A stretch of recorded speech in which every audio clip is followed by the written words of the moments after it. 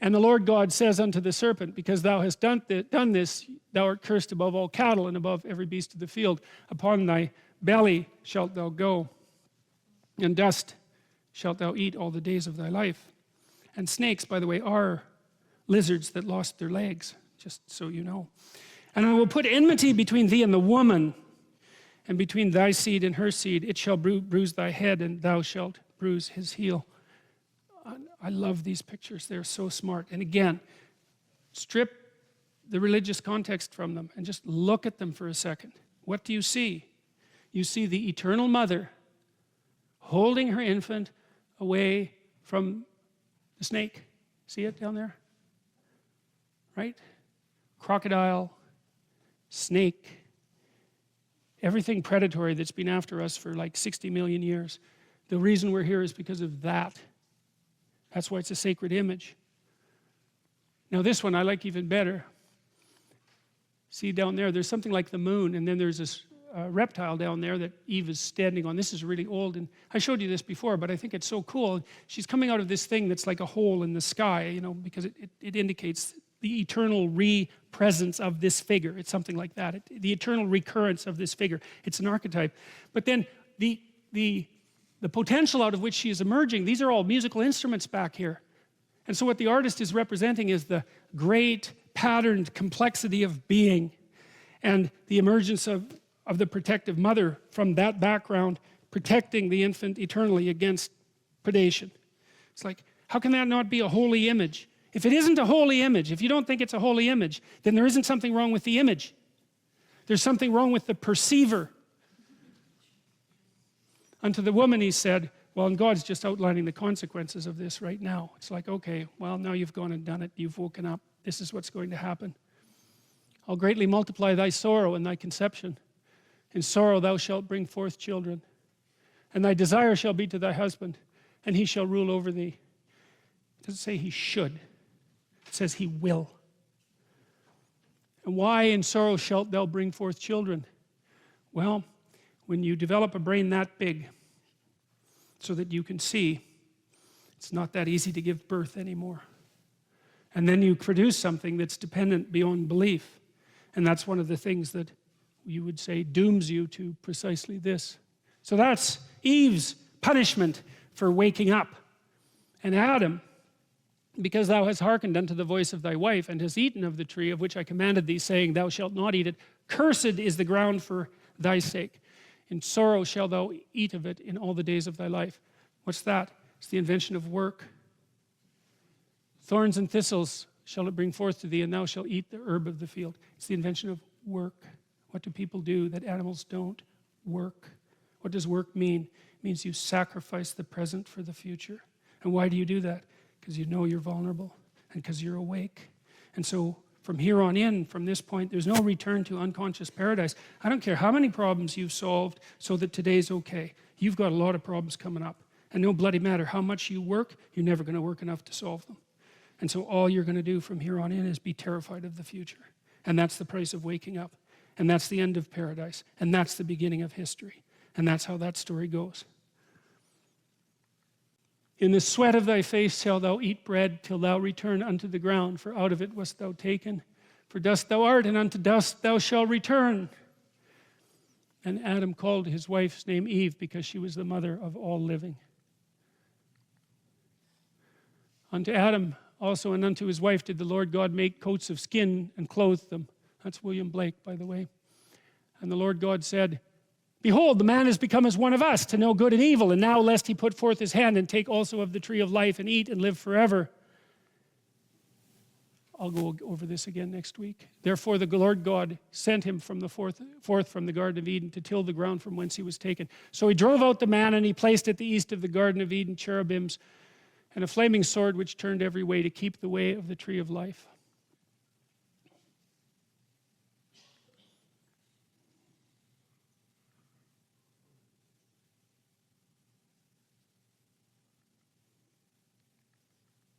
One more thing and then we'll stop. So I thought, why in the world? So Adam and Eve are tempted by the snake. They eat the fruit. They wake up. They realize they're naked. They realize that they're vulnerable. They realize the future. They realize they're going to die. They realize that they have to work. It accounts for difficulty in conception and the fall of humankind from unconscious paradise. Okay, that makes sense. What about the knowledge of good and evil? What in the world does that mean? The Mesopotamians believed that human beings were made out of the blood of Kingu, who was the worst monster that Tiamat, who was the goddess of chaos, could imagine and then produce. So their idea was that whatever it was about humanity, there was something deeply, deeply, deeply, demonically flawed. So that's their conception. And it's out of that same milieu that these stories emerge. So what does opening your eyes and realizing your vulnerability have to do with the knowledge of good and evil? And really, I thought about that. I really thought about that. I got to tell you, I thought about that for like 20 years because I knew there was something there that I could not put together. And at the same time, I was reading things. I'm going to tell you something truly awful. And so if you need a trigger warning, you're getting one. And believe me, I do not give trigger warnings lightly. So I'm going to tell you something you will never forget. So this is what Unit 731 used to do in China. It's a Japanese unit during the Second World War, right? As far as I can tell, they did the most horrific things that were done to anyone during World War II. And that's really something. So this is what they did. They took their prisoners and they would put them in a position so that their arms would freeze solid. And then they would take them outside and pour hot water over their arms. And then they would repeat that till the flesh came off the bones. And they were doing that to investigate the treatment of frostbite for soldiers. Now you can look up Unit 731 if you want to have nightmares. So that's Unit 731. That's human beings. Someone thought that up, and then people did it. Well, that's knowledge of good and evil. Here's the key, man. You know you're vulnerable. No other animal knows that. You know what hurts you because you're vulnerable. And now that you know what hurts you, you can figure out what hurts someone else. And as soon as you know what hurts someone else and you can use that, you have the knowledge of good and evil. Well, it's a pretty good trick that the snake pulled because it doesn't look like it's exactly the sort of thing that we might have wanted if we would have known what the consequence was. But as soon as a human being is self-conscious and aware of his own nakedness, then he has the capacity for evil. And that's introduced into the world right at that point. And here's the rest of the story. So there's the snake, right? And you're some tree-dwelling primate and the snake eats you, and that sucks. So let's watch out for the damn snakes. And then you think, well, wait a minute. Your brain grows and you think, wait a minute. Well, there's not just a snake. There's where snakes live. Why don't we just get the hell out of the tree and go hunt down the snakes and get rid of them? So those are sort of like potential snakes.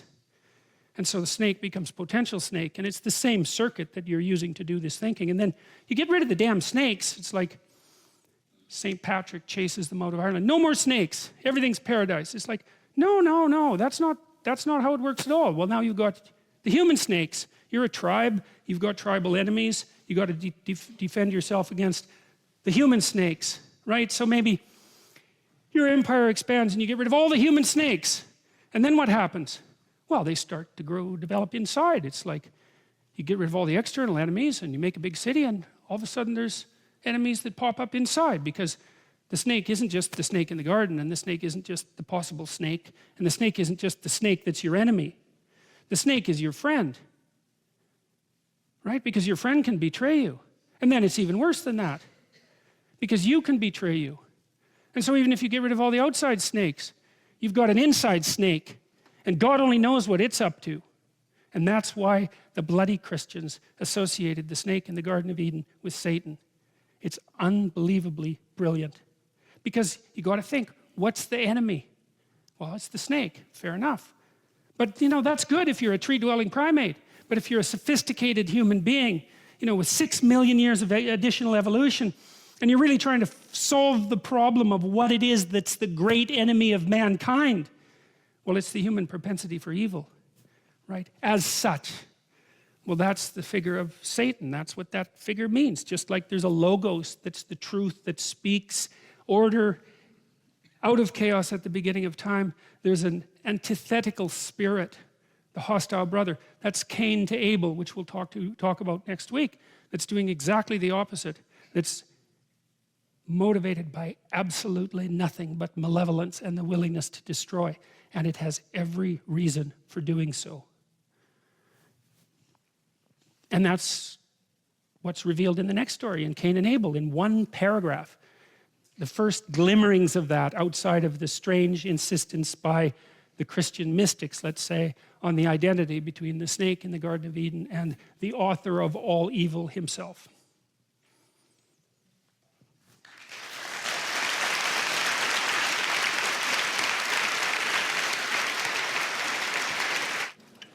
Okay, so we only have 15 minutes today. I wanted to finish that, so apologies for going over a little longer. All right. Sure. Hi, Dr. Peterson. Over the last couple weeks and further back, you talk a lot about consciousness and the importance of it. And I was hoping to get your opinion on an issue of consciousness that has often seen Christianity, among other groups, and politics